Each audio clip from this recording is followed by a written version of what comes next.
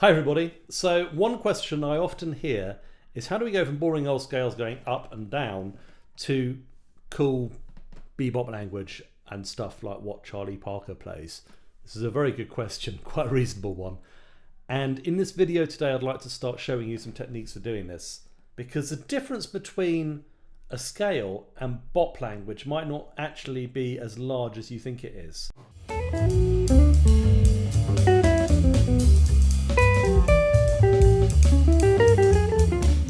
Hi, welcome to Just Our Scrapbook. So in terms of me learning bebop language, well, I would say I'd primarily done it in two ways. The first way, time-honoured way, listen to records, learn licks, repurpose them, try them in different contexts, that kind of thing. Second way is I would go to Barry Harris's workshops whenever he was in London, and in the improvisation class he would break a tune down and put the scales on it and show you how you go from the scales to the bebop lines. Now, when I come to make a YouTube video, there's an obvious problem, which is I'm not Barry Harris. I'm not one of the greatest bebop players of all time, right? So, as a result, I kind of feel a bit self-conscious about showing people how to do it in the same way. I think what helps is if I combine those two things. So we take something from the records, in this case Charlie Parker, which are the records that Barry himself studied in order to formulate his approach, as well as his own playing, and put that together with Barry's sort of didactic approach of taking things and sort of working with scales and developing language from there. And hopefully I'll be able to show you some of how it's done and some of how I learnt that for what it's worth. So the solo we're going to use for today is Parker's single chorus solo on Moose the Mooch. It's nice and short, it's not too crazy, it's a really good entry-level Parker solo. I mean, in so much as he did anything entry-level at all. My first line is something I'm going to take from the B section of the solo. Okay, so this is a line that goes like this. One. Really nice little line. And I'm going to show you how we build this up from a simple C7 scale. So the C7 scale is something that most people will know as the Mixolydian.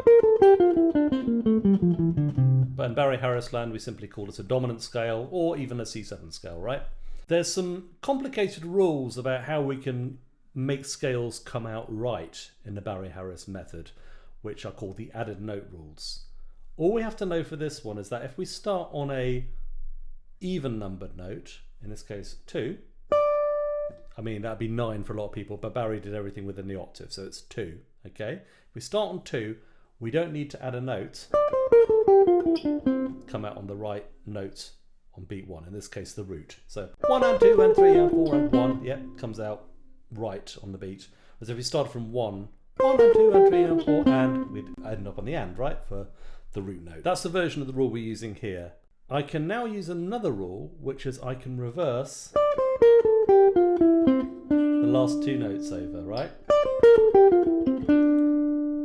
And actually if I just go all the way through the scale going further, that, I can also reverse those two notes in the middle. Like that, right? So I've got the 2 and the 1 I've reversed over. So if I tell you the numbers of the notes, 2, 1, 7, 6, 5, 4, 3, 1, 2, 7, 6, 5, yeah? Okay? And then we jump up back to the root. So it goes like this.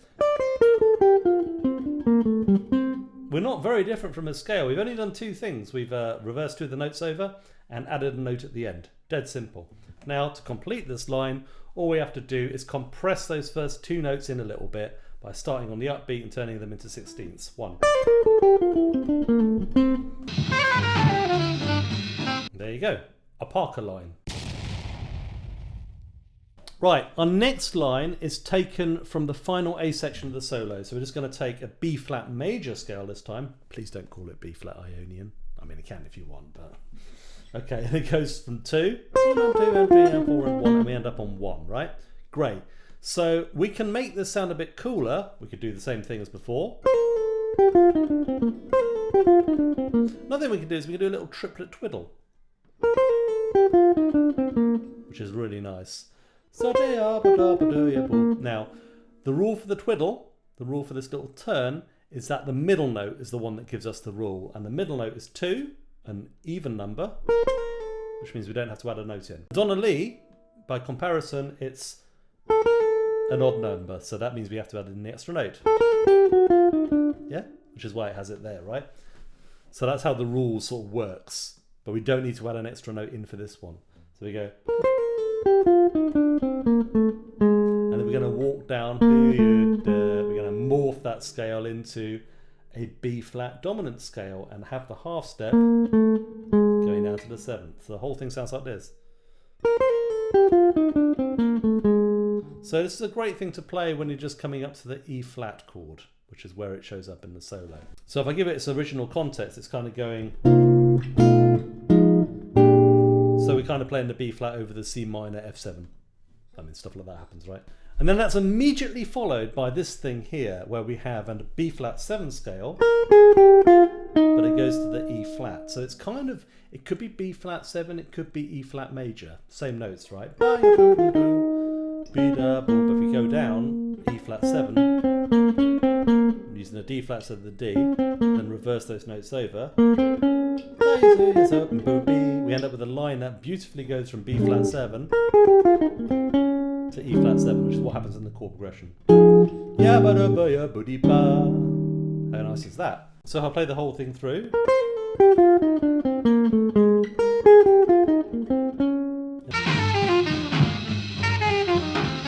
A beautiful line which just describes those harmonies perfectly.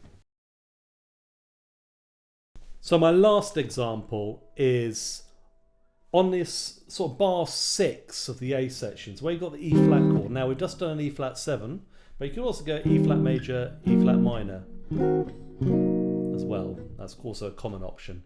They chop and change them. They don't necessarily stick to one for a tune, right? So in this case, we can take an E flat major scale. So we're going to take, and actually if we go from 6, we end up on the upbeat. Can you hear? 1 and 2 and 3 and... so if we want to have that E flat end up on the beat, we need to add an extra note, and we do that between the 6th and the 5th. 1 and 2 and 3 and 4. But the actual line starts on beat 3. 1, 2, 3 and 4 and 1 and 2. Like that. So we end up on beat 2. And then after that we get the minor. But it's a minor triad with an added second. So 5, 3, 2, 1. I talked about these 5, 3, 2, 1 things a little bit in the last video as well. If we add that, so we go, and then you can resolve to the B flat after that, which is what it does. There's some extra stuff. He plays that, which is a nice little thing to play on chord 1. But the thing sort of is, again, very scalic.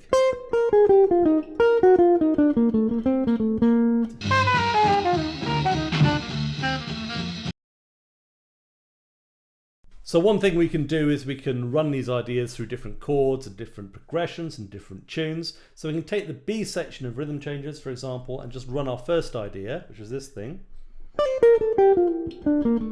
That thing, right? And we can take that through the progression. So first one on D7. Second one on G7. Okay, next one C7, F7. Okay, and do it in time.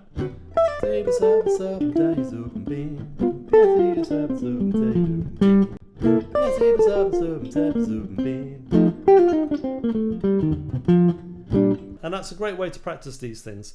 You want to be practicing them every key and then modifying them as well, although that's probably outside of the scope of this video. Maybe a future video we'll talk about other ways we can develop these. You can also try them in different scales and things as well. But I hope that's going to get you started on this stuff. Perhaps it isn't as far away from scales as you think. Thanks for watching.